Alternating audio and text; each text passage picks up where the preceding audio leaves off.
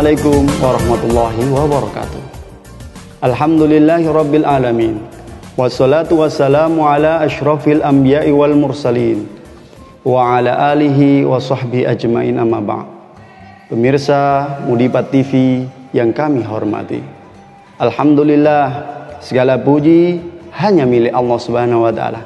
Kita bersyukur hingga hari ini kita diberikan kekuatan dan kesempatan untuk menjalani hari-hari Ramadan kita dengan penuh amal kebaikan.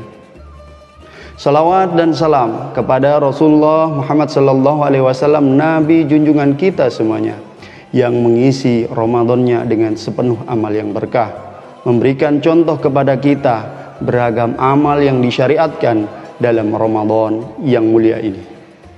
Semoga kita mampu meniru dan menjalankannya. Para pemirsa Mudibat TV yang kami banggakan, waktu berjalan begitu cepat. Begitu pula dengan bulan Ramadan kali ini. Hari terus berganti, bulan pun demikian, tahun pun demikian. Selalu berganti, mengalami perubahan-perubahan.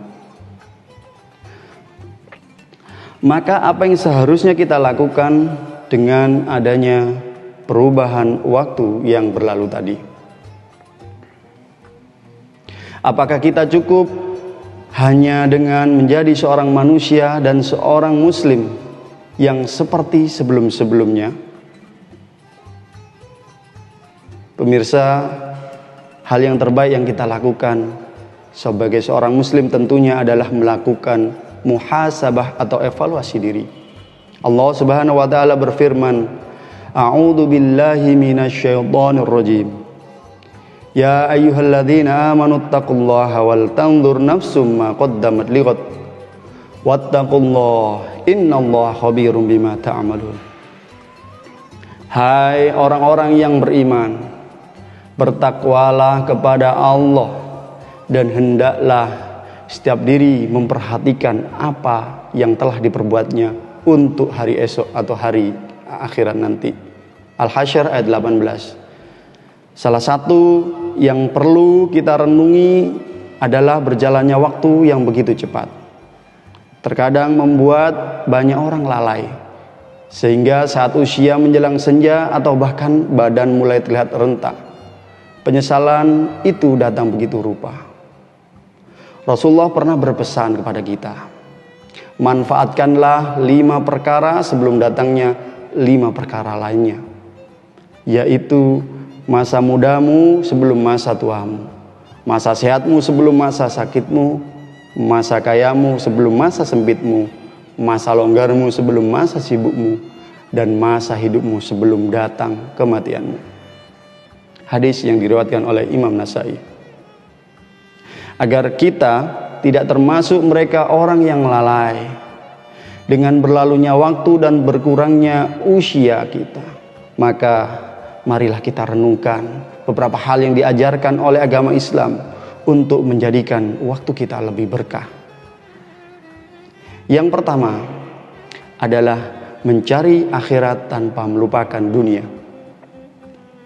Allah Subhanahu wa taala berfirman, "Wabtaghi fima atakallah daral akhirata wa la tansa nasibaka minad dunya." Dan carilah apa yang telah dianugerahkan Allah kepadamu berupa kebahagiaan negeri akhirat, dan janganlah kamu melupakan bagianmu dari kenikmatan duniawi. Quran surat Al-Qasas ayat 77. Ajaran syariat Islam yang sedemikian luas dan luas ini memberikan peluang dan motivasi bagi setiap muslim untuk meraih kebahagiaan dunia dan akhirat. Karenanya setiap muslim dituntut untuk mengisi waktunya dengan lebih tawazun, dengan lebih seimbang antara waktu beribadah, waktu bekerja ataupun berdagang, ataupun waktu untuk belajar, agar senantiasa selaras antara kepentingan dunia dan akhiratnya. Hal yang kedua adalah meninggalkan hal yang sia-sia tanpa makna.